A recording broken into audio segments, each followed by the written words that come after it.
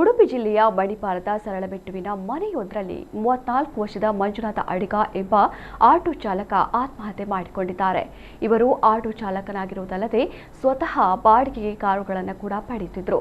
ಪಡುಬಿದ್ರಿಯ ಕಂಪನಿಗೆ ಬಾಡಿಗೆಗೆ ಒಡಂಬಡಿಕೆ ಮಾಡಿಕೊಂಡಿದ್ದರು. ಇವರು ದತ್ತುಪುತ್ರರಾಗಿದ್ದು ಇವರನ್ನು ಕಳೆದುಕೊಂಡ ತಂದೆ ತಾಯಿಯ ರೋದನ ಮುಗಿಲು ಮುಟ್ಟಿದೆ.